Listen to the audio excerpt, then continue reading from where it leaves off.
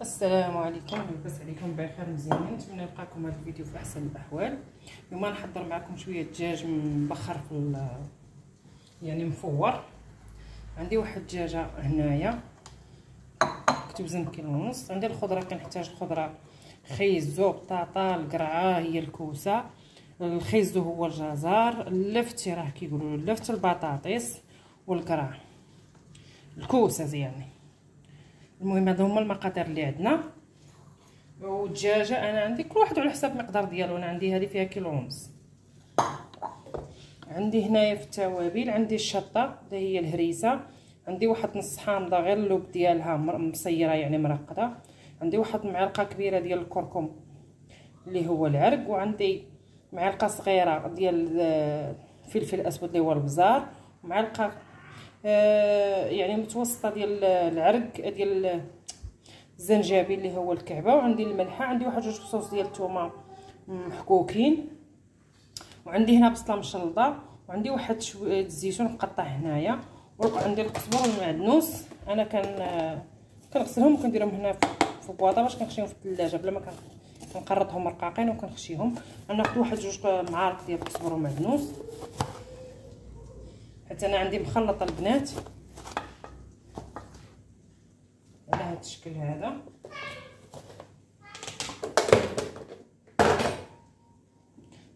دابا غنمزج كلشي مع شويه ديال الزيت. ندير واحد شويه ديال الزيت على هذا الشكل هذا. المهم البنات انا غنستعمل يدي.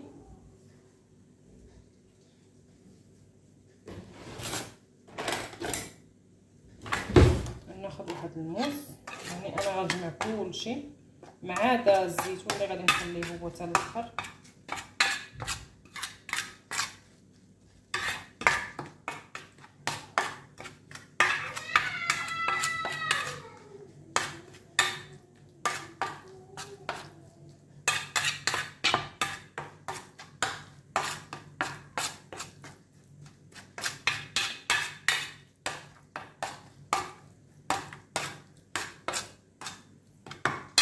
غنزيد البابريكا حتى هي والكمون. انا نسيت ما زدتهمش البنات. الكمون هذا والبابريكا اللي هي الحمراء.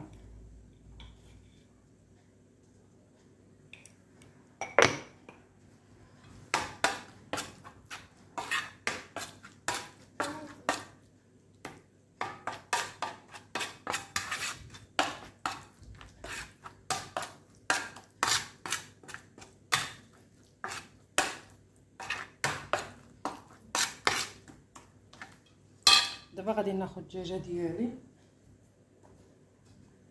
نحطها هنايا.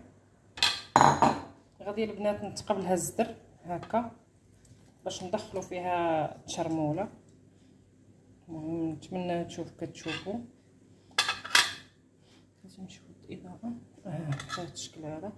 المهم انا تقبلها الزدر، غنتقبلها حتى الجوايه هادو باش تدخل لها يعني تكات خفيفه، وغادي نحلها من هنا باش ندخل ليها التشرموله. انا راه غاسلاها مزيان. بسم الله. غادي ندير لها الشرموله في هاد البلايص ديال هاد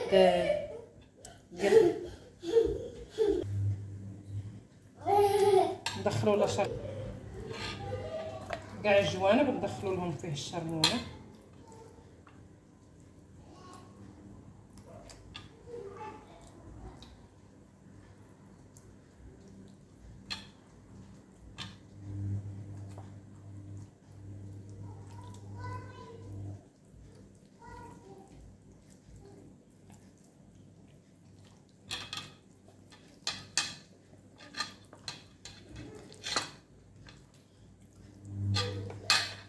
ناخذ واحد شويه الشرموله هنا نخلطها مع الزيتون وغادي نعمر بها الداخل.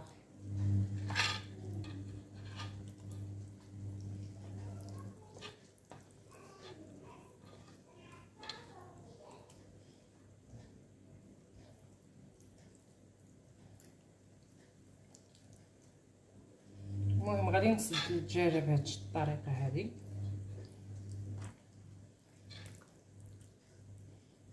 الشكل هذا. غادي نحطها جانبا.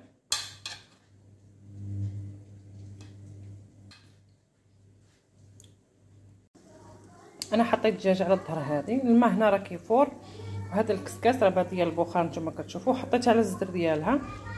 دابا غادي نشد الخضره ديالي حتى هي، وغادي نلبس فيها هاد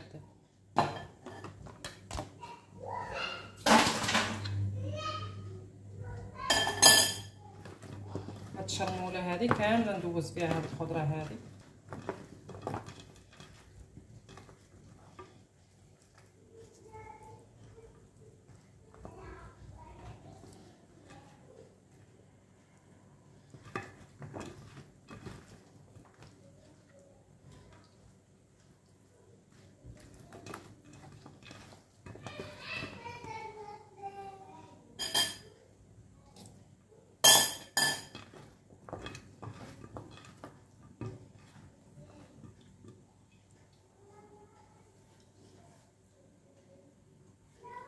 وها نتوما البنات على هذا الشكل هذا انا رديتها. دابا غادي تطبوخ الخضره في الجناب والدجاجه. دابا غادي نغطيها.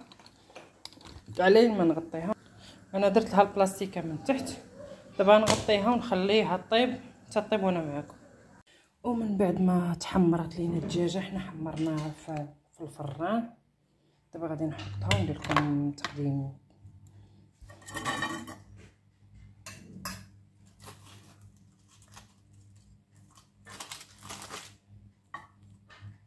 الشكل هذا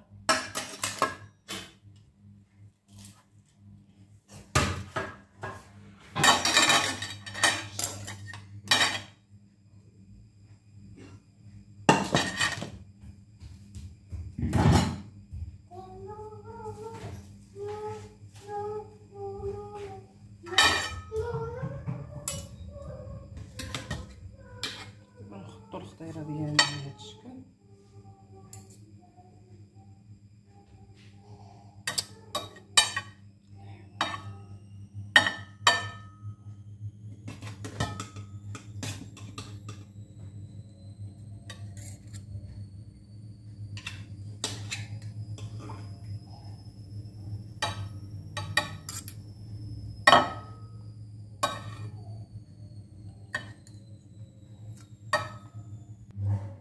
ومن بعد ما كنوجدوا، هذه هي عشيوتنا، عشاء خفيف ظريف.